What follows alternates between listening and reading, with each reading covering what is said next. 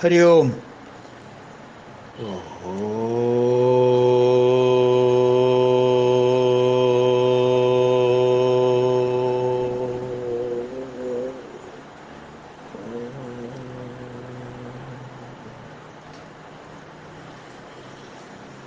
ഓം സഹനാവവതു സഹനൗ ഭുനക്തു സഹ വീര്യം കരവാവഹൈ തേജസ്വിനാവധീതമസ്തു മാ വിദ്വിഷാവഹൈ. ഓം ശാന്തി ശാന്തി ശാന്തി.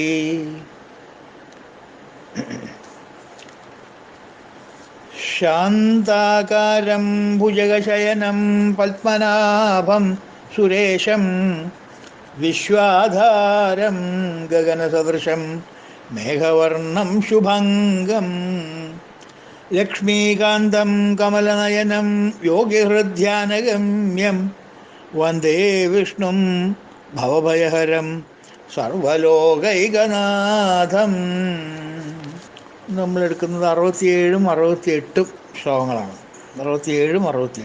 ഉദീർണ സർവതശ്ചക്ഷുർ അനീശ ശാശ്വതസ്ഥിര ഭൂഷയോ ഭൂഷണോ ഭൂതിർ വിശോകാശോകനാശന അർച്ചിക്ഷ്മാൻ അർച്ചിത കുംഭോ വിശുദ്ധാത്മാ വിശോധന അനിരുദ്ധോ പ്രതിലത പ്രത്യുത്നോമിത വിക്രമ.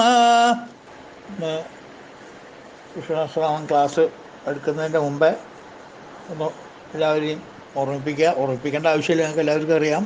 ഇന്ന്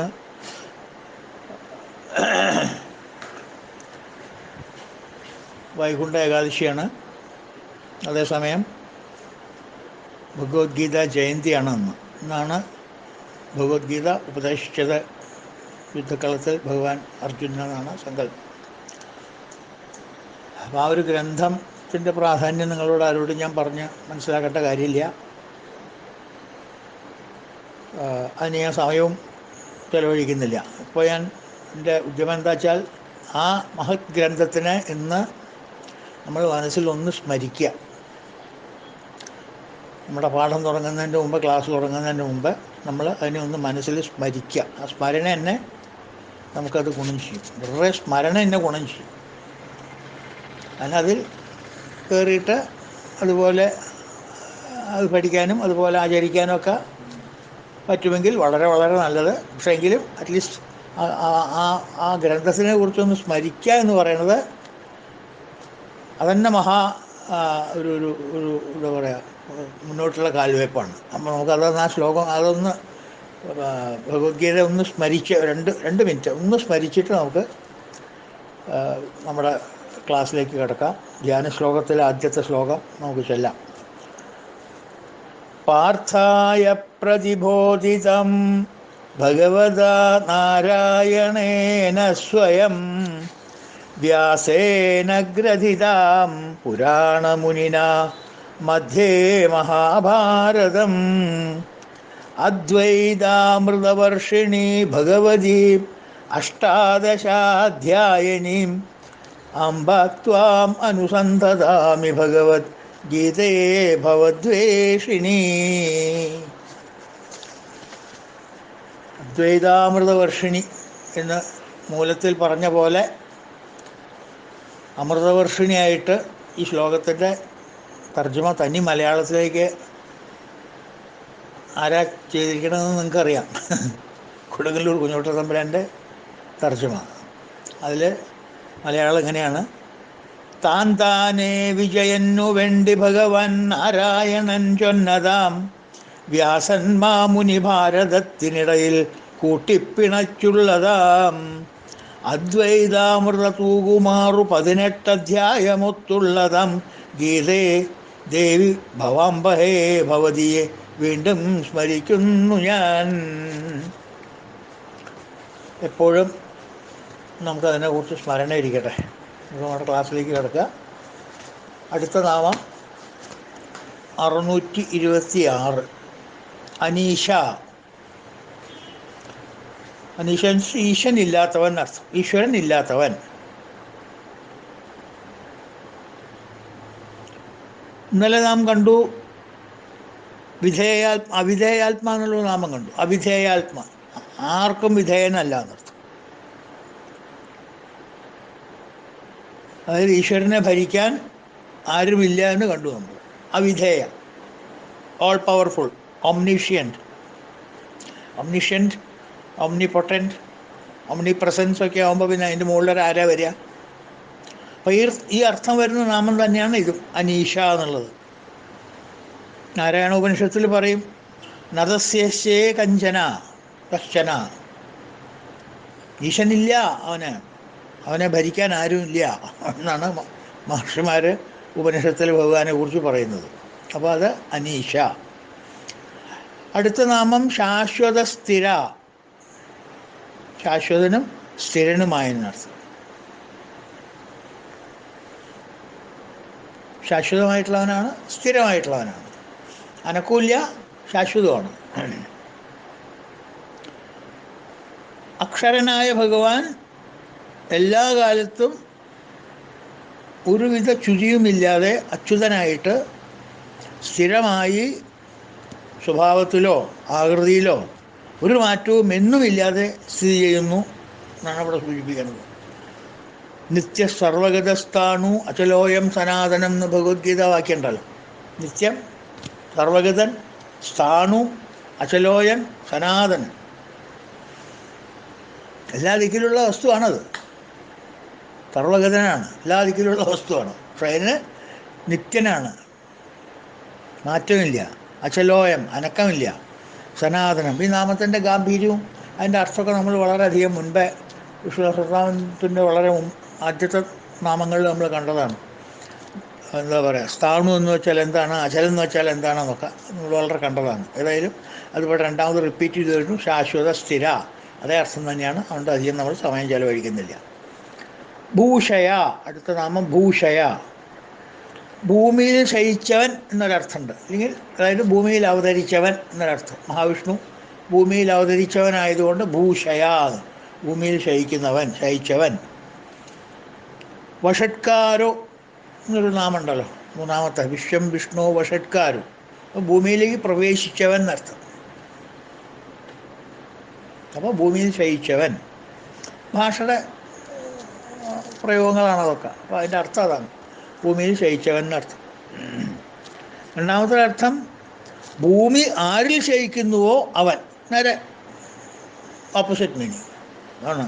ഭൂഷയ എന്ന് വെച്ചെങ്കിൽ ഭൂമിയിൽ ശയിക്കുന്നവൻ, ഭൂമി ആരിൽ ശയിക്കുന്നുവോ അവൻ.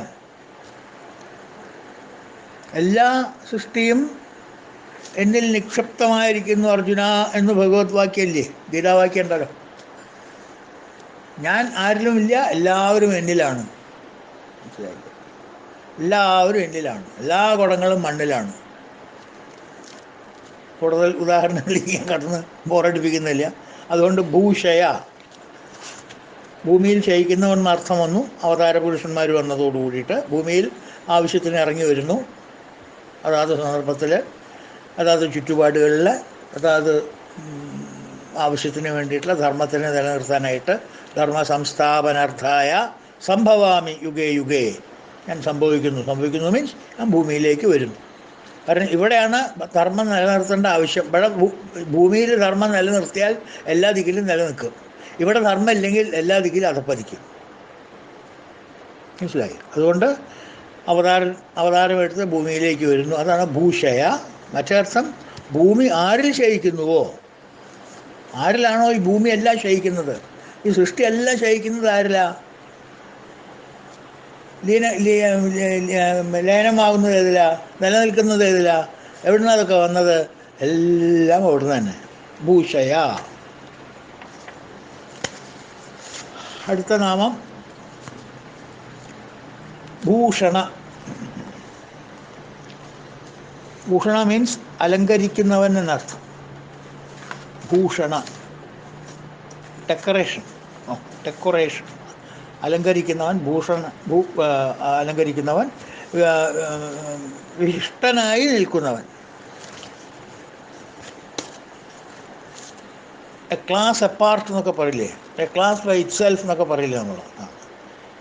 ഭൂഷണ എന്ന് വെച്ചെങ്കിൽ ഒരു പ്രത്യേക ഇതിൽ മാറി നിൽക്കുന്നവൻ, സ്റ്റൈലിൽ നിൽക്കുന്നവൻ അർത്ഥം. എൻ്റെ അലങ്കാരം അതാണ്, ആ ഭൂഷണമാണ്.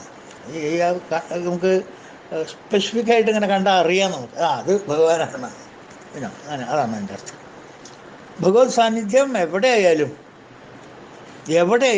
ഭഗവത് സാന്നിധ്യം ഒരു ഭൂഷണം തന്നെയാണ്, ഒരു സംശയമില്ല. ഭഗവാന്റെ സാന്നിധ്യം എവിടെയുണ്ടോ അവിടെയൊക്കെ ഭൂഷണമാണ്. അത് അയോധ്യയിലും കൊള്ളാം, വൃന്ദാവനത്തിലായാലും കൊള്ളാം, അയോധ്യയിലായാലും കൊള്ളാം, നമ്മുടെ വനപ്രദേശങ്ങളിലായാലും കൊള്ളാം, ശ്രീരാമൻ സഞ്ചരിച്ച 14 കൊല്ലം സഞ്ചരിച്ച വനപ്രദേശങ്ങളിലായാലും കൊള്ളാം, ഗോകുലത്തിലായാലും കൊള്ളാം, വൃന്ദാവനത്തിലായാലും കൊള്ളാം, മധുരയിലായാലും കൊള്ളാം, എവിടെയായാലും കൊള്ളാം. ചുറ്റും മനോഹരമാക്കി തീർക്കുന്ന ഒരു പ്രതിഭാസമാണ് ഭഗവാൻ. ഭൂഷയ. ഏത് സഭയിൽ ചെന്നാലും അദ്ദേഹം ഭൂഷണമാണ് അല്ലേ? രാജസൂയ സഭയിലൊക്കെ ചെന്നിരുന്ന് നോക്കൂ, എന്തൊരു ഭൂഷണ അദ്ദേഹം. കാര്യം ശിശുപാലൻ കണവണമെന്നൊക്കെ പറഞ്ഞിട്ടുണ്ടെങ്കിൽ അവന് കിട്ടിയപ്പോൾ എല്ലാവരും ശാന്തായി. ദൂത് പറയാൻ പോയപ്പോഴത്തെ കഥ എന്താ?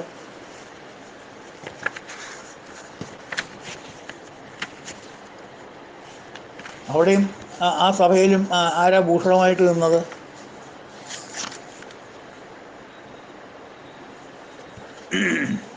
രസകരമായിട്ടുള്ള കഥയല്ലേ അത്. ദൂതിന് ഭഗവാൻ വരണമെന്ന് വിവരം അറിഞ്ഞപ്പോൾ അവിടുന്ന് തലേ ദിവസം ബിസിനസ്സിൽ അവിടെ പോയിരിക്കായിരുന്നല്ലോ. ഇവിടുത്തെ ഡിന്നറൊന്നും വേണ്ട പറഞ്ഞിട്ട് അവിടെ കപ്പയും കഞ്ഞിയും കുടിക്കാമെന്ന് പറഞ്ഞിട്ട് അങ്ങോട്ട് പോയതല്ലേ. അവിടെ അതൊക്കെ കഴിഞ്ഞ് സുഖമായിട്ട് ഉറങ്ങി കാലത്ത് എണീറ്റ് പ്രഭാത കർമ്മങ്ങളൊക്കെ കഴിഞ്ഞ് ഡ്രസ്സൊക്കെ ചെയ്ത് മയിൽപ്പീലിയൊക്കെ വെച്ച് ഫുൾ യൂണിഫോമിൽ അദ്ദേഹം അവിടുന്ന് ഇങ്ങോട്ട് പുറപ്പെട്ടു, ഇങ്ങോട്ട് നേരെ കുരുസഭയിലേക്ക് ദൂതന്. അപ്പോൾ അവിടുന്ന് പുറപ്പെട്ടപ്പോഴേക്കും ഇവിടെ മെസ്സേജ് വന്നു ദുര്യോധനന്. അവിടുന്ന് പുറപ്പെട്ട വിവരം കേട്ടപ്പോഴേക്കും കുറച്ചും ഇങ്ങോട്ട് സമയമുണ്ടല്ലോ, രഹസ്യത്തിൽ ഇങ്ങോട്ട് വരണ്ടേ. കാര്യം ഹൈവേ ആണെങ്കിലും സമയമെടുക്കും. അപ്പോൾ ആ സമയം കൊണ്ട് ഇപ്പം കുരുസഭയിലിരിക്കുകയാണ് എല്ലാവരും. കുരുസഭയിൽ എന്താ പറയുക, വന്ന അവരുടെ സ്ഥലങ്ങൾ ഉറപ്പിച്ചിട്ടുണ്ട്. അതായത് ചെയറിലിരിക്കേണ്ടവരൊക്കെ അതായത് ചെയറിലിരിക്കുന്നുണ്ട്. അപ്പോൾ അവിടുന്ന് കൃഷ്ണൻ പുറപ്പെട്ടു എന്നുള്ള വിവരം ദുര്യോധന കിട്ടിയപ്പോൾ ദുര്യോധന എല്ലാ സഭാംഗങ്ങളെയും വിളിച്ചിട്ട് പറഞ്ഞു, സൈലൻസ്, എനിക്ക് രണ്ട് കാര്യങ്ങൾ നിങ്ങളോട് പറയാനുണ്ട് എന്ന് പറഞ്ഞു. ഇത് നടുവത്തച്ഛൻ ഭഗവത്ഗീത എന്നുകൊണ്ടൊരു ഗ്രന്ഥം എഴുതി, ഒരു ചെറിയ പുസ്തകമാണ്, ശ്ലോകങ്ങൾ കുറച്ച് ശ്ലോകങ്ങളേ ഉള്ളൂ, 7-8 അധ്യായം മറ്റുണ്ട്. നല്ലൊരു കവിയാണ് നടുവത്തച്ഛൻ. അപ്പോൾ അവിടെ അദ്ദേഹത്തിൻ്റെ ആ പുസ്തകത്തിൽ നിന്ന് ഈ പണ്ട് ചില പ്രസക്ത ഭാഗങ്ങൾ ഞാൻ വായിച്ചിട്ടുണ്ട്. വളരെ രസകരമായിട്ട് തോന്നിയ കാരണം അത് കുറച്ചൊക്കെ അന്ന് കാണപ്പാടായിരുന്നു. ഇപ്പോൾ എത്രത്തോളം കാണപ്പാടം പറയാൻ പറ്റുമെന്ന് എനിക്കറിയില്ല. ആവുന്നിടത്തോളം ഞാൻ ശ്രമിക്കാം. 2-3 ശ്ലോകങ്ങൾ അവതരിപ്പിക്കാൻ നോക്കാം. നല്ല രസമായിട്ടുള്ള ശ്ലോകങ്ങളാണ്, തനി മലയാളം. പക്ഷെ എവിടെയെങ്കിലും ഡീറെയിലായി പോയാൽ ശപിക്കരുത്, അവിടെ വെച്ച് നിർത്താം ഞാൻ. എന്നാലും നോക്കട്ടെ ഞാൻ പറ്റുമെന്നുള്ളത്. അപ്പോൾ അദ്ദേഹം ദൂതിന് അവിടുന്ന് പുറപ്പെട്ടപ്പോൾ ഞാൻ പറഞ്ഞ പോലെ ദുര്യോധനൻ രാജ്യസഭയിൽ അനൗൺസ് ചെയ്യാണ്, കണ്ടാലെഴുന്നേൽക്കരുതാരും ഇന്ന് കൊണ്ടാടിയെന്നാലധികം മതിക്കും. അതേ, ഭഗവാൻ വരുന്നുണ്ട്. അവിടുന്ന് പുറപ്പെട്ടു. ഇങ്ങോട്ട് വരുമ്പോൾ അദ്ദേഹം ഇവിടെ വന്നു കഴിഞ്ഞാൽ ഒരാൾ എണീറ്റ് പോകരുത്. This is my order. മനസ്സിലായോ? കണ്ടാലെഴുന്നേൽക്കരുതാരും ഇന്ന് കൊണ്ടാടി എന്നാലധികം മതിക്കും. അവനെ തലയ്ക്ക് മത്ത് കയറും. അവനെ വലിയ ആളാണെന്നുള്ള ധാരണ അവന് ഒന്നുകൂടിയും കൂടും. വേണ്ടാസനക്കാരണയുന്ന നേരം മിണ്ടാതിരിക്കുന്നത് തന്നെ യുക്തം. അതുകൊണ്ട് ആവശ്യമില്ലാത്തവർ വലിഞ്ഞു കയറി ഇങ്ങോട്ട് വരുമ്പോഴേ മിണ്ടാണ്ടിരിക്കാൻ നല്ലത്. ആവശ്യമില്ലാത്ത ബഹുമാനമൊന്നും കൊടുക്കണ്ട. നീട്ട് നിൽക്കുക, നമസ്കാരം സാർ, ഗുഡ് മോർണിംഗ് സാർ, ഈ വക ഫോർമാലിറ്റീസ് ഒന്നും നിങ്ങൾ ചെയ്യരുത്. കേട്ടില്ല എല്ലാവർക്കും കൂട്ടാണ് പറയണത്. ഇവിടെ ഇരിക്കുന്ന എല്ലാ സഭാവാസികൾക്കുമായിട്ടാണ് പറയണമെന്ന് പറഞ്ഞിട്ട് ഇങ്ങനെ മെല്ലെ ദ്രോണൻ്റെയും ഭീഷ്മരുടെയും ഒക്കെ മുഖത്ത് നോക്കിയിട്ടാണ് അവൻ പറയുന്നത്. എല്ലാവർക്കും അപ്ലിക്കബിളാണ്. അങ്ങനെ നോക്കിയപ്പോൾ ചിലരുടെ മുഖത്തൊക്കെ ഒരു ചെറിയ ഒരു എന്താ പറയുക ഡിസപ്പോയിൻമെൻറ്റ് കണ്ടു ദുര്യോധനൻ. ചിലവർ കണ്ട് ഞാൻ പറഞ്ഞത് അംഗീകരിക്കാത്ത പോലെ തോന്നുന്നു. എന്നാലേ ഒരു കാര്യം കൂടി ഞാൻ പറയട്ടെ. അവരിപ്പോൾ വരും. അതിന് മുമ്പ് ഞാൻ പറഞ്ഞില്ലേ ആരോടും എണീക്കരുതെന്ന്. എന്നാ കണ്ണൻ വന്നണയുന്ന നേരം എഴുന്നേറ്റിടും ജനത്തെ പരം ദണ്ണിപ്പിക്കും എനിക്കു സംശയമതില്ലെന്നതല്ലെങ്കിലും. ഭഗവാനെ കണ്ണനറ്റ് ഇവിടെ കയറി വരുന്ന സമയത്ത് ആരെങ്കിലും എണീറ്റിട്ടുണ്ടെങ്കിൽ അവരെ ഞാൻ വെള്ളം കുടിപ്പിക്കട്ടോ, ശിക്ഷിക്കും, ഞാൻ ദണ്ണിപ്പിക്കും. എനിക്ക് സംശയമതില്ലെന്നതല്ലെങ്കിലും. എനിക്ക് യാതൊരു സംശയമില്ല അതിൽ, ഒരു ദാക്ഷിണ്യമില്ല. No mercy petitions. കണ്ണൻ വന്നണയുന്ന നേരം എഴുന്നേറ്റിടും ജനത്തെ പരം ദണ്ണിപ്പിക്കും. I will make their life miserable. അവർക്ക് പിന്നെ രാജ്യസഭയിൽ അവിടെ കഴിഞ്ഞുവിടാൻ പറ്റില്ല. ഞാൻ അവരെ എപ്പം നോക്കിയാലും ദ്രോഹിച്ചുകൊണ്ടിരിക്കും. എൻ്റെ ഓർഡറാണത്. ദണ്ണിപ്പിക്കും എനിക്ക് സംശയമതില്ലെന്നതല്ലെങ്കിലും. ഒരു സംശയമില്ല അതിൽ, ഉറപ്പിച്ച് പറയാം ഞാൻ. മാത്രമല്ല അങ്ങനെ വല്ലവരും ചെയ്തിട്ടുണ്ടെങ്കിൽ വളരെ കർക്കശമായിട്ട് അതിന് ഫൈനും കൊടുക്കേണ്ടി വരും, പിഴയും കൊടുക്കേണ്ടി വരും. You will be levied A huge fine, penalty. നിങ്ങൾക്ക് പൈസ എവിടുന്ന് വേണമെങ്കിൽ നിങ്ങൾ ഉണ്ടാക്കിക്കോ. കട്ടിട്ടായാലും ശരി, കവർന്നിട്ടായാലും ശരി.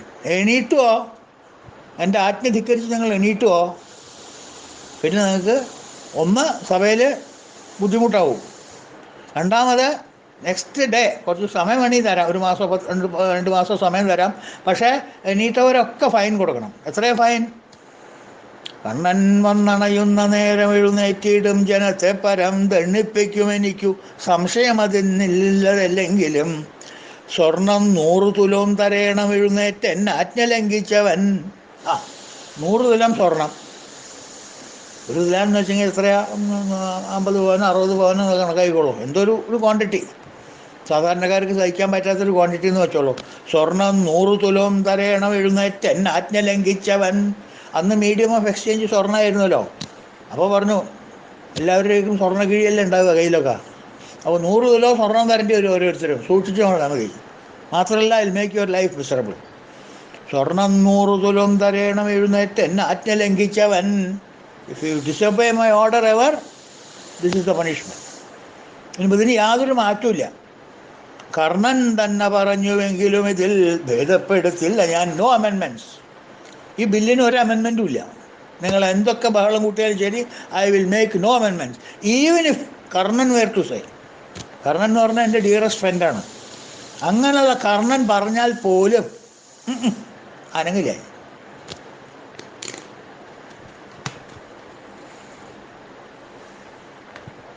Everybody okay? എല്ലാവരും ഇങ്ങനെ തലകുലുക്കലുണ്ടപ്പോൾ എന്താ ചെയ്യുക? Okay, sit down, take your seats. ഒന്ന് ഇരുന്നോട്ടെ. ഇന്ന് കഴിഞ്ഞു. 5 മിനിറ്റ് കഴിഞ്ഞപ്പോഴേക്കും ഭഗവാനും വിതരും കൂടി രഥത്തിൽ തേരിൽ എഴുന്നല്ല. അപ്പോൾ നേരെ അദ്ദേഹം വേറെ ഒരു ഫോർമാലിറ്റിക്ക് നിന്നില്ല, നേരെ കൗരവ സഭയിലേക്ക് തന്നെ അങ്ങോട്ട് വന്നു. വന്നപ്പോൾ അവിടെ എന്തുണ്ടായി അറിയോ?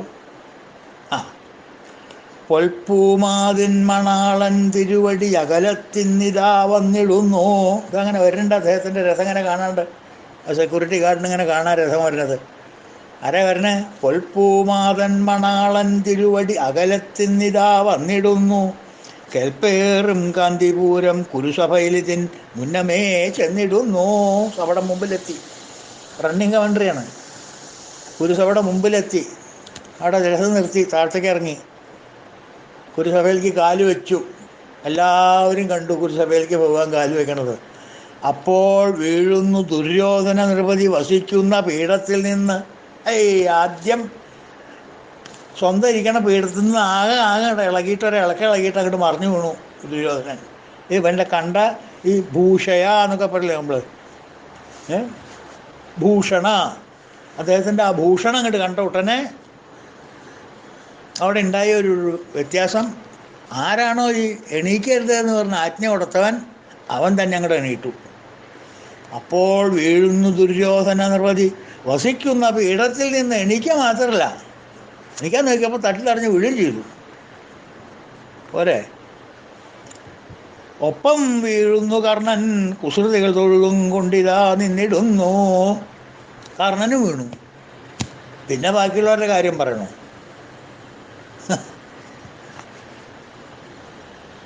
അത് കഴിഞ്ഞിട്ട് പിന്നെ അപ്പോൾ ഭഗവാന്റെ ആ പ്രഭാവം ആ സഭയിൽ, ഏതൊരു സഭയിൽ പോയാലും ഭഗവാന്റെ പ്രഭാവത്തെക്കുറിച്ച് പറയണം.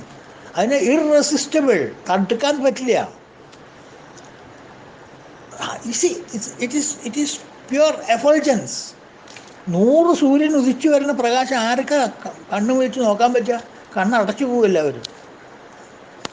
ഇവൻ ഈ പൊട്ടൻ എണീക്കരുത് നമസ്കരിക്കരുത് എന്നൊക്കെ പറഞ്ഞാൽ ആരാ കൂട്ടാക്കുക? പറഞ്ഞോ തന്നെ ആദ്യം വീണു. എന്നിട്ട് പിന്നെ ഉടനെ തപ്പിൽ തടഞ്ഞ് നീട്ടിരുന്ന സുഖ കാര്യങ്ങളൊക്കെ എന്താ പറയുക, പ്ലസൻട്രീസൊക്കെ എക്സ്ചേഞ്ച് ചെയ്ത് സഭാ നടപടികളിലേക്ക് കടന്നു. പിന്നെ ഉണ്ടായ സംഗതി ചരിത്രമാണ്, അതൊക്കെ എല്ലാവർക്കും അറിയാം. അത് പോട്ടെ. അതൊക്കെ കഴിഞ്ഞ് വിശ്വരൂപം കാണിച്ച് കൃഷ്ണൻ പുറത്തേക്ക് പോയപ്പോൾ എല്ലാം സഭയിൽ നിന്ന് പോയി. സഭ ഈസ് അബൌട്ട് ടു ബി എന്താ പറയുക, എഡ്ജോൺഡ് ഓർ സൈനിഡായി മാറ്റിവെക്കാൻ നോക്കിയാൽ അതിൻ്റെ മുമ്പ് ദുര്യോധനൻ, എന്നാലും അവൻ്റെ അഹങ്കാരവും ദേഷ്യവും നോക്കൂ. ഇതൊക്കെ ആയിട്ട് അവൻ മനസ്സിലവൻ്റെ അഹങ്കാരം നോക്കൂ. എന്നിട്ട് സഭാവാസികളോട് ചോദിക്കണം, നിങ്ങളോട് ആരാ എണീക്കാൻ പറഞ്ഞത്? ആരെ? ഇവൻ ആദ്യം ചാടിയ. എന്നിട്ട് ചോദിക്കുകയാണ് ഇവരോട് ദേഷ്യപ്പെട്ടിട്ട്, ആരാ നിങ്ങൾ എണീക്കാൻ പറഞ്ഞത്? അപ്പോൾ ഒരാൾ പറഞ്ഞു, അതേ ഞങ്ങൾക്ക് എണീക്കണമെന്ന് യാതൊരു താല്പര്യം ഉണ്ടായിരുന്നില്ല. ഭഗവാൻ ഞങ്ങളുടെ ഓർഡർ പാലിക്കാൻ തന്നെയായിരുന്നു, വേറെ ഒന്നുകൊണ്ടുമല്ല. ഞങ്ങൾക്ക് സ്വർണം തരാൻ കയ്യിലില്ല. അതുകൊണ്ട് ഞങ്ങൾക്ക് ആർക്കും നിന്ന് എണീക്കണമെന്ന് യാതൊരു ആഗ്രഹം ഉണ്ടായി. 2 കയ്യിലും 2 സീറ്റും പിടിച്ചിട്ട് ഇങ്ങനെ ഇരിക്കുകയായിരുന്നു. ഭഗവാൻ വരുമ്പോൾ ഞങ്ങൾ ഇങ്ങനെ ഇരിക്കുകയായിരുന്നു. ഭഗവാൻ ഉള്ളിലേക്ക് കാലെടുത്ത് വെച്ച് 2 കാല് അകത്തേക്ക് എടുത്ത് വെച്ചപ്പോഴേക്കും ആദ്യം എണീറ്റ് നിന്നത് അങ്ങയാണ്. അങ്ങ് എണീക്കാൻ പുറപ്പെട്ടപ്പോഴേക്കും അങ്ങ് വീഴുകയും ചെയ്തു. കർണനും വീണു. അപ്പം അങ്ങയും കർണനും കൂടി വീണപ്പോൾ ദുശാസനം പിന്നെ വിചാരിച്ചു, ഞാൻ എന്തിനാ ഇവിടെ ഇരിക്കണം, ഞാൻ ഇരിക്കാൻ പാടില്ല, ഏട്ടൻ വീഴപ്പോൾ ദുശാസനം നേട്ടു, എണീറ്റ് തൊഴുതു. അപ്പം കർണനും ദുര്യോധനും വീണു, ദുശാസനം എണീറ്റ് തൊഴുതു. അപ്പോൾ പിന്നെ കൗരവന്മാർ ബാക്കിയുള്ള ഒരു 100 ആൾക്കാർ 98 ആൾക്കാർ വിചാരിച്ചു ഞങ്ങളും അങ്ങനെ ചെയ്യാൻ പാടും, ഏട്ടന്മാരെണീറ്റ് തൊഴുമ്പോൾ ഞങ്ങൾ തൊഴേണ്ടതുകൊണ്ട് അവരും 100 ആൾക്കാർ നീട്ട് തൊഴുതു. കൗരവന്മാർ നിങ്ങളുടെ സഭയാണ്, നിങ്ങളെല്ലാവരും നീട്ട് നോക്കി തൊഴുക, പിന്നെ ഞങ്ങൾ എന്തിനാ ഉണ്ടാണ്ടിരിക്കണമെന്ന് വെച്ച് ഞങ്ങൾ തൊഴുതു. മനസ്സിലായോ? വളരെ രസമായിട്ട് ഭഗവത്ഗീത നടുവത്തച്ഛൻ അവതരിപ്പിച്ചിട്ടുണ്ട്. പക്ഷെ അതിൽ കാര്യം പറഞ്ഞിട്ടുണ്ട്. ഇതാണ് ഈ ഭൂഷണ എന്നുള്ള വാക്കിൻ്റെ നാമത്തിൻ്റെ ഒരു ഒരു റെഫറൻസ് അതിൽ വന്നപ്പോൾ എനിക്കതൊന്ന് പറയാൻ തോന്നി. ഇത് ദൈവം സഹായിച്ചിട്ട് ശ്ലോകങ്ങളൊക്കെ മനസ്സിലിപ്പോഴും ഓർമ്മയുള്ള കാരണം എന്നെ കസാലയിൽ നിന്ന് വീഴ്ത്തിയില്ല, അതുകൊണ്ട് രക്ഷപ്പെട്ടു. എനിവേ, അപ്പോൾ അതാണ് ഭൂഷണ. മനസ്സിലായില്ലേ? ഭൂഷണ. പിന്നെ ഭൂതി, അടുത്ത നാമം ഭൂതി. ഭൂതി മീൻസ് കേവലമായ സത്ത്, ദി എസൻസ്, ദ ക്രീം എന്നൊക്കെ പറയില്ലേ, സ്കിം ദ ക്രീം എന്നൊക്കെ പറയില്ലേ നമ്മൾ. ദി എസൻസ്, ദ ക്രീം, ഐശ്വര്യ സ്വരൂപൻ. ഐശ്വര്യ സ്വരൂപൻ വാക്കുകൾ പറയുന്നല്ലാണ്ട് അതിൻ്റെ ഗാംഭീര്യമൊക്കെ നമുക്ക് മനസ്സിൽ ആലോചിച്ച് ഇങ്ങനെ എടുക്കാനേ പറ്റുള്ളൂ. പറയുന്നതിൽ ഇത് കൂടുതൽ പറയാൻ പറ്റുമോ? കുറേ നേരിട്ട് കാണുന്നതാണെങ്കിൽ കുറേ ബോഡി ലാംഗ്വേജൊക്കെ കാണിക്കാം. അത് ഞാൻ ഇവിടെ നിന്ന് കാണിക്കേണ്ടത്, കാണിച്ചിട്ട് എന്താ കാര്യം? അപ്പോൾ ഐശ്വര്യമുള്ളവൻ, കേവലമായ സത്ത്, ദ പ്യുവർ എസൻസ്, ഇതൊക്കെയാണ് ഭൂതി എന്ന് വെച്ചാൽ. ഇത് സാത്വിക ഭാവമായതുകൊണ്ട് ഭൂതി അല്ലാണ്ട് വേറെ എന്തുണ്ടാവുക?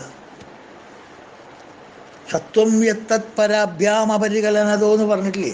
വേറെ ഒന്നും കലർത്താത്ത തനി തങ്കം കൊണ്ടുണ്ടാക്കിയതാണ് ഈ ശരീരം. അപ്പോൾ ഭഗവാൻ ശ്രീനിധിയല്ലേ? ശ്രീനിധി എന്നുള്ള നാമവും നമ്മൾ പഠിച്ചിട്ടില്ലേ? നിധിയുടെ ഉരുപ്പിടമല്ലേ? ട്രഷർ ഹൗസ് അല്ലേ?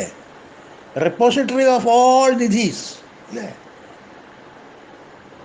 ഷഡ്ഗുണ സമ്പന്നനാണ്. ഐശ്വര്യാദി ഷഡ്ഗുണങ്ങളുടെ സമ്പന്നനാണ്. It is overflowing. ഇങ്ങനെ കപ്പ് ഈസ് ഓവർഫ്ലോയിങ്. കപ്പിൽ നിന്ന് ഇങ്ങനെ നിറഞ്ഞൊഴുകുകയാണ്. എന്ത്? ഐശ്വര്യ. ഭഗവാന്റെ കപ്പിൽ നിന്ന് ഇങ്ങനെ നിറഞ്ഞൊഴുകുകയാണ്. നിറവറയാണ് ഐശ്വര്യത്തിൻ്റെ നിറവറ. ഭഗവാന്റെ വിഭൂതി വിസ്തരിച്ചാൽ അവസാനമില്ല എന്നാണ് പറയുന്നത്. ഭഗവാന്റെ വിഭൂതി വിസ്തരിക്കാൻ പുറപ്പെട്ടാൽ അവസാനമില്ല. അത് ആരാ പറയണത്? ഭഗവാൻ തന്നെ പറയണത്. സെൽഫ് പ്രൈസ് എന്ന് വിചാരിച്ചോളൂ, ബട്ട് ഇറ്റ്സ് എ ഫാക്ട്. നാസ്ത്യന്തോ വിസ്തരസ്യമേ. വിസ്തരിച്ചാൽ ഒടുങ്ങിടാന്ന് ഭഗവാൻ തന്നെ പറയണു 10-ാം അധ്യായത്തിൽ വിഭൂതി യോഗത്തിൽ. അർജുന, എന്നെ ഞാൻ ആരാന്ന് നീ ചോദിച്ചു, പക്ഷെ ഞാൻ വിസ്തരിക്കാൻ നിന്നാൽ അതിനൊരു അന്തം ഉണ്ടാവില്ല കേട്ടോ. എന്നാലും ഞാൻ ട്രൈ ചെയ്യാം. നീ ചോദിച്ചതല്ലേ, എൻ്റെ ഉത്സാഹത്തിന് വേണ്ടി നീ ചോദിച്ചതല്ലേ. നാസ്ത്യന്തോ വിസ്തരസ്യമേ, അവസാനമില്ലാത്ത നിരവധി ഭൂതികളാണ് എനിക്കുള്ളത്. അത് കുറച്ച് കഴിഞ്ഞാൽ കാണിച്ചു കൊടുക്കുകയും ചെയ്യും 11-ാം അധ്യായത്തിൽ. മനസ്സിലായില്ലേ? അപ്പം എല്ലാ ഭൂതികൾക്കും, ലോകത്തിലുള്ള എല്ലാ ഭൂതികൾക്കും, സം ടോട്ടൽ ഓഫ് ഓൾ ഭൂതീസ് ഒന്ന് ആലോചിച്ച് നോക്കിക്കോളൂ. എല്ലാ ഐശ്വര്യങ്ങളുടെയും ഒരു കലവറ. Think of it. അത് ഭഗവാനാണ്.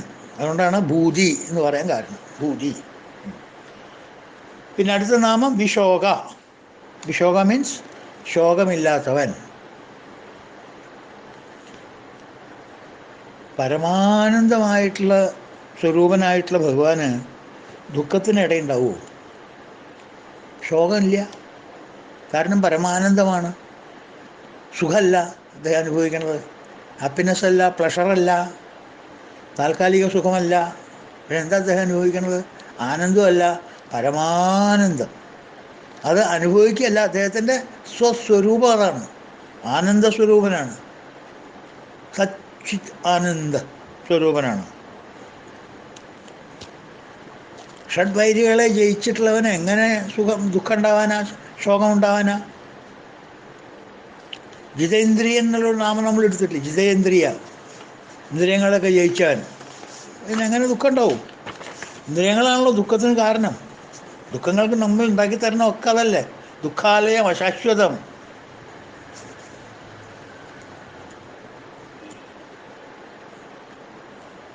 നമുക്ക് കിട്ടുന്ന ഭോഗങ്ങളെല്ലാം ദുഃഖാലയം അശാശ്വതമല്ലേ. അതിനെ ജയിച്ചവന് പിന്നെ എന്ത് ദുഃഖം ഉണ്ടാവാനാ?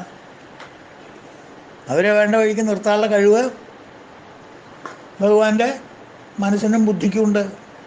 ബുദ്ധിയും മനസ്സും ഇന്ദ്രിയങ്ങളുടെ പിന്നാലെയല്ല പോകുന്നത്. അപ്പോൾ അതുകൊണ്ട് ശോക ഉൽപാദനം ഉണ്ടാകുന്ന എല്ലാ ബീജവും ഭഗവാനിൽ ഉണ്ടാകുന്ന ഒരു ബീജവും ഭഗവാനിലില്ല. നമുക്കൊക്കെ ശോകം ഉണ്ടാക്കാനായിട്ട് എത്ര എന്താ പറയുക ബാക്ടീരിയ നമ്മളുടെ ഉള്ളിൽ ജീവിച്ചിരിക്കണം അറിയോ? ഒന്ന് ചത്ത വേറൊന്ന്, മറ്റു ചത്ത വേറൊന്ന്. എത്ര വൈറസുകൾ, എത്ര ബാക്ടീരിയകളാണ് നമ്മളുടെ ഉള്ളിൽ ദുഃഖം ഉണ്ടാക്കാനായിട്ട് കാത്തിരിക്കണം.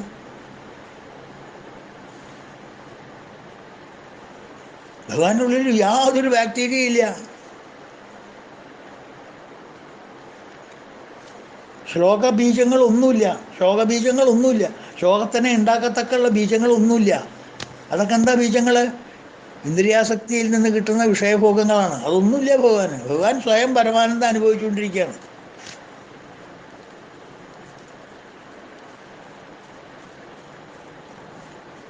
അപ്പോൾ ഭഗവാന് ബീജമില്ല എന്ന് എന്താണ്, ശോകമില്ല എന്ന് മാത്രമല്ല, എല്ലാവരുടെയും ശോകം ഭഗവാൻ നശിപ്പിക്കുകയും ചെയ്യും. ഭഗവാന്റെ ഭക്തന്മാരില്ല. നമുക്ക് അടുത്ത ശ്ലോകത്തിൽ കാണാം. ലളിതാ സഹസ്രനാമം നല്ലോണം പരിചയമുള്ളവർക്ക് 1-2 ശ്ലോകം ഞാൻ ജസ്റ്റ് അവരെ ഒന്ന് ഓർമ്മിപ്പിക്കാം.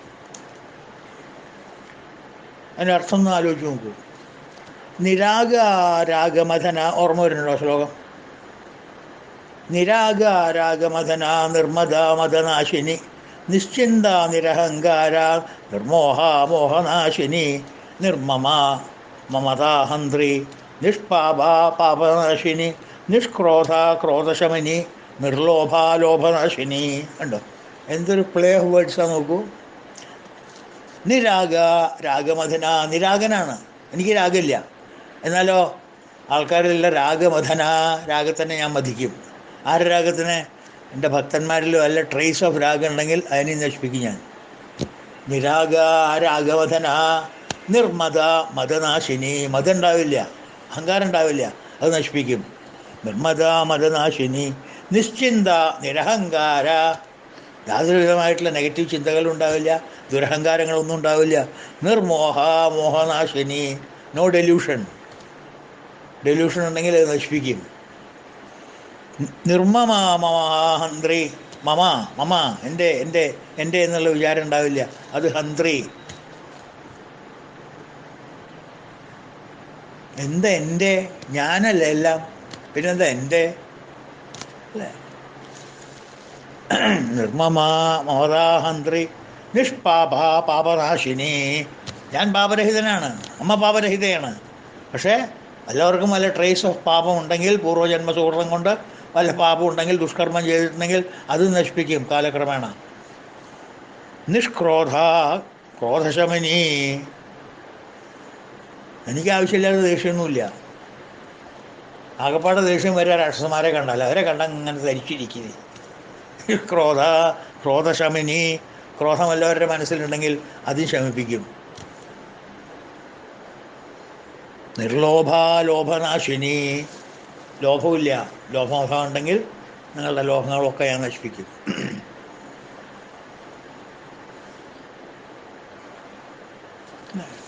ഭഗവാന്റെ സ്വരൂപമാണത്, അമ്മയുടെ സ്വരൂപമാണത്.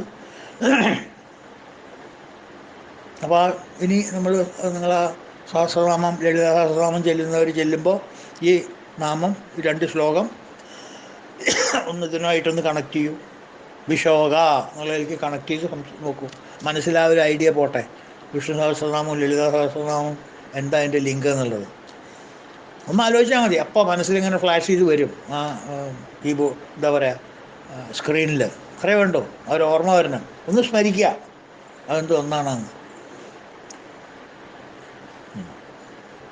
അപ്പം ഭഗവാൻ അങ്ങനെ വിശോകനായതുകൊണ്ട്,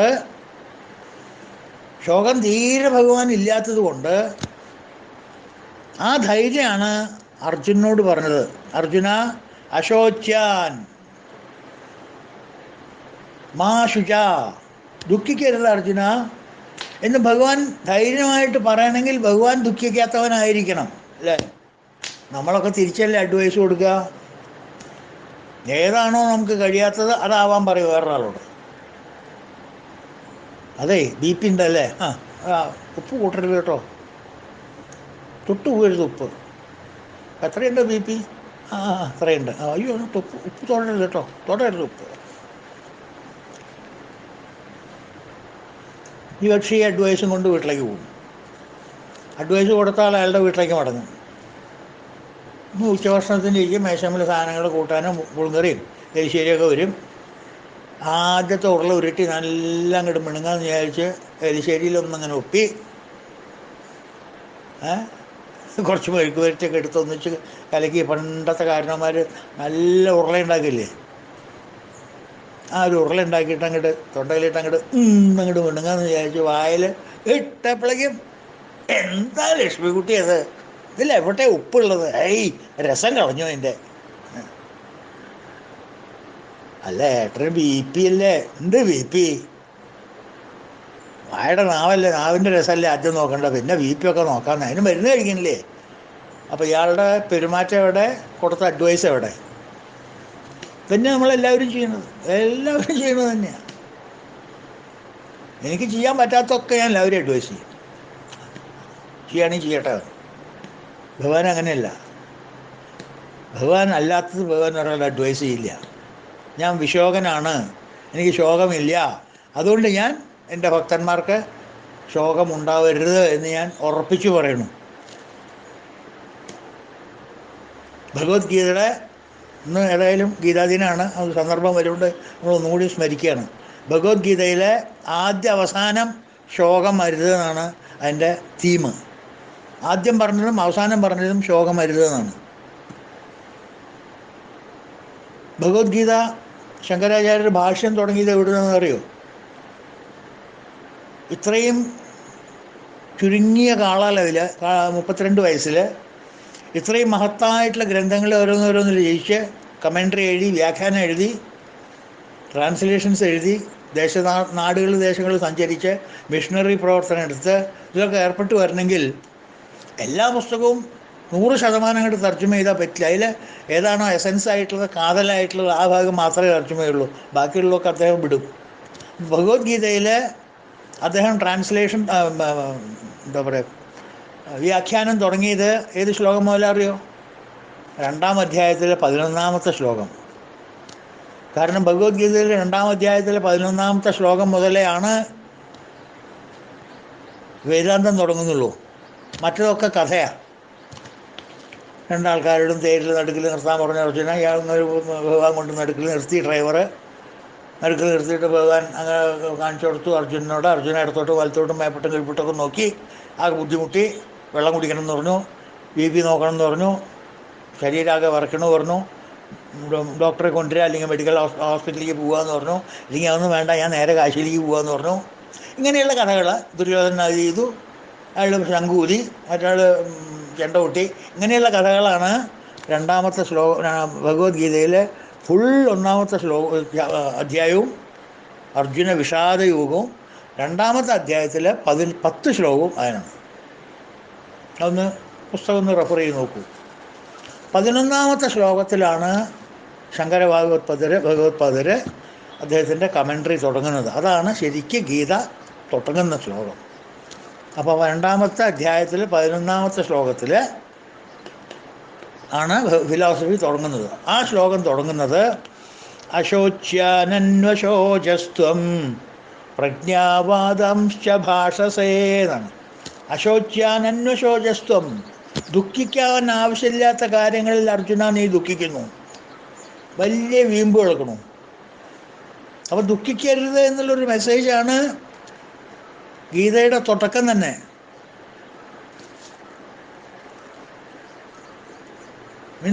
ആദ്യത്തെ മെസ്സേജ് ഭഗവത്ഗീതയിൽ അതാണ്. അശോച്യാനന്വശോചസ്ത്വം, ദുഃഖിക്കാൻ അർഹതയില്ലാത്തതിനല്ലടാ കുറഞ്ഞ നീ ദുഃഖിക്കണം. അതെ, ദുഃഖിക്കരുത്. ഓക്കെ. എന്നിട്ട് അവസാനം ഭഗവത്ഗീതയിലെ അവസാനത്തെ ശ്ലോകം 18ാം അധ്യായത്തിലെ 66ാമത്തെ ശ്ലോകം, അതാണ് ഓൾമോസ്റ്റ് ലാസ്റ്റ് ശ്ലോകം. പിന്നെയുള്ളതൊക്കെ ഈ പറഞ്ഞ പോലെ ആവശ്യമില്ലാത്ത കാര്യങ്ങൾ കൂട്ടിച്ചേർത്ത് സഞ്ജയം വന്നു, അയാൾ വന്നു, ഇയാൾ വന്നു, അങ്ങനെ ചെയ്തു, ഇങ്ങനെ ചെയ്തു, അതൊക്കെയാണ്. അവസാനത്തെ ശ്ലോകം എന്താ? ഭഗവാന്റെ വാക്കുകൾ. ഇത് അച്ഛൻ ഭഗവാന്റെ വാക്കാണ്. അശോച്യാനന്വശോചസ്. ഭഗവാന്റെ അവസാനത്തെ വാക്ക് എന്താ ഭഗവത്ഗീതയിൽ? 66ാമത്തെ ശ്ലോകം. സർവധർമാൻ പരിത്യജ്യ മാമേകം ശരണം വ്രജ അഹം ത്വാ സർവപാപേഭ്യോ മോക്ഷയിഷ്യാമി മാ ശുച. അവിടെ സർവധർമാൻ പരിത്യജ്യ മാമേക ശരണം വ്രജ അഹം ത്വാ സർവപാപേഭ്യോ എന്ന് പറഞ്ഞാൽ സംഭവം തീർന്നു. നിന്റെ സകല ധർമ്മങ്ങളും എന്നിൽ അർപ്പിച്ചുകൊണ്ട് നീ കർമ്മം ചെയ്യുകയാണെന്നുണ്ടെങ്കിൽ നിന്നെ ഞാൻ എല്ലാ പാപങ്ങളിൽ നിന്നും രക്ഷിക്കാം. യു വിൽ ബി എന്താ പറയുക, commuted of all your sentences. പിന്നെ ജീവപര്യന്തം തടവുണ്ടെങ്കിൽ നീ നോക്കണ്ട, ഞാൻ അപ്പം റിലീസ് ചെയ്യും ഞാൻ, പ്രൊവൈഡഡ് എല്ലാ കർമ്മങ്ങളും എന്നിൽ അനുഷ്ഠിച്ചുകൊണ്ട് ചെയ്യാണെന്നാണ്. സർവധർമാൻ പരിത്യജ്യ, നിന്റെ എല്ലാ ധർമ്മങ്ങളും എന്നിൽ ത്യജിച്ചാൽ മാമേകം ശരണം വ്രജ, എന്നെ തന്നെ ശരണം പ്രാപിക്കുക. എന്നെ തന്നെ മീൻസ് നിന്നിലുള്ള നിന്നെ ശരണം പ്രാപിക്കുക.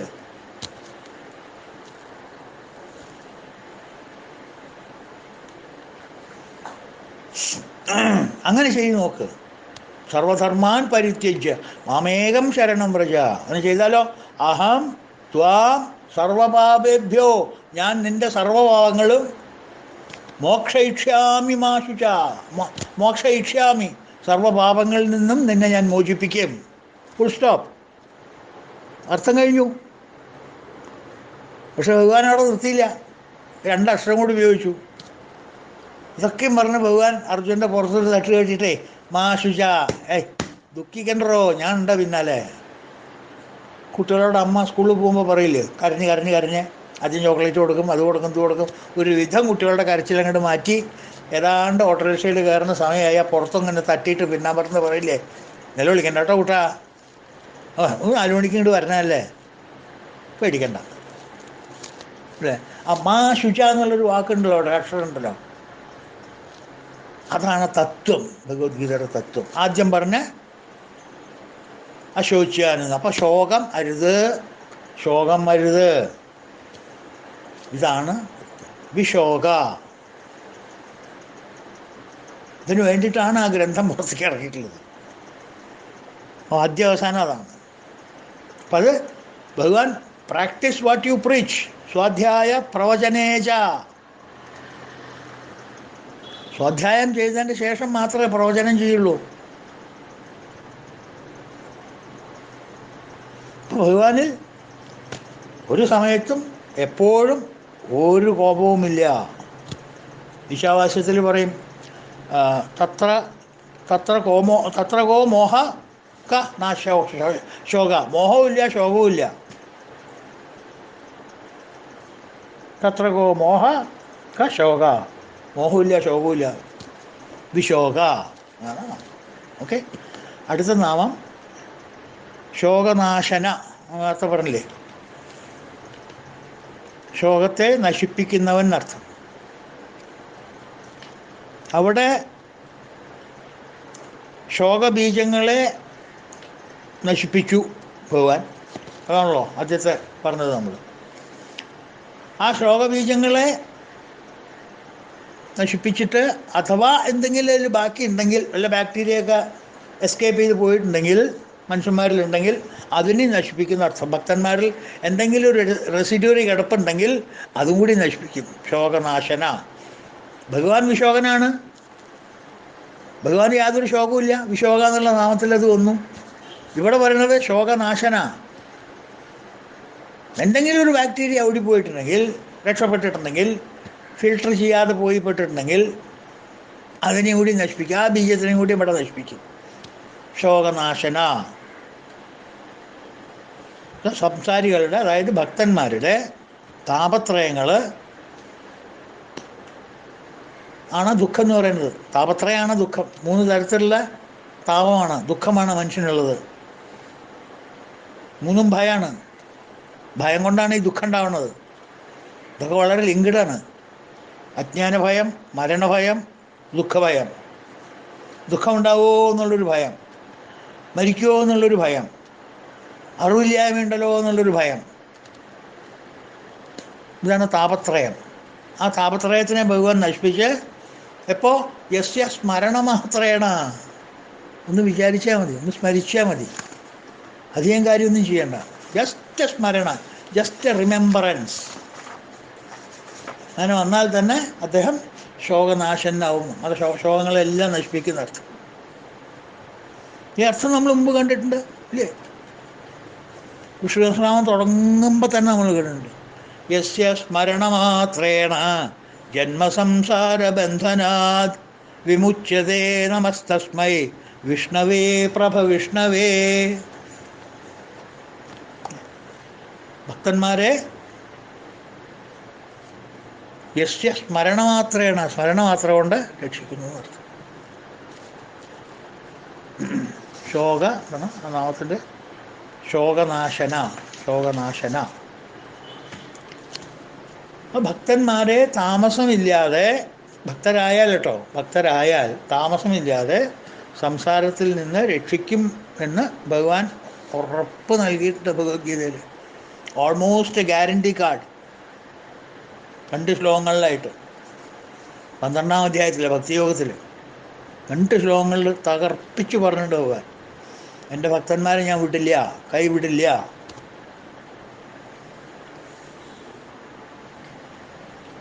ഏതു സർവാണി കർമാണി മയി സന്യസ്യ മൽപരാ അനന്യേനൈവ യോഗേന മാം ധ്യായന്ത ഉപാസതേ. അർജുന, കർമ്മങ്ങളെല്ലാം കൂടി എന്നിൽ സന്യസിപ്പിച്ചിട്ട്, എന്നിൽ അർപ്പിച്ചിട്ട്, വേറെ അനന്യ ചിന്തകളൊന്നും ഇല്ലാത്തവരായിട്ട് കുറേ ആൾക്കാരില്ലേ? ഇല്ലേ? കർമ്മമെല്ലാം കൂടി എന്നിൽ സന്യസിച്ചിട്ടു മൽപരർ അനന്യ യോഗധ്യാനം പൂണ്ട് ഉപാസകരില്ലയോ. അങ്ങനത്തെ ഉപാസകരെ നീ അറിയില്ലേ അർജുന? കേട്ടിട്ടില്ലേ? എല്ലാ കർമ്മങ്ങളും ഭഗവാനിൽ അർപ്പിച്ചിട്ട്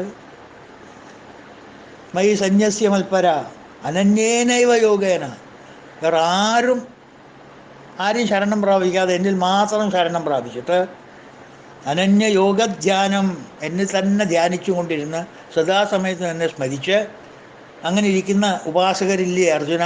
ഉപാസകരില്ലയോ? ഉണ്ട്. തേഷാം, അവരെ എന്താ ചെയ്യുക?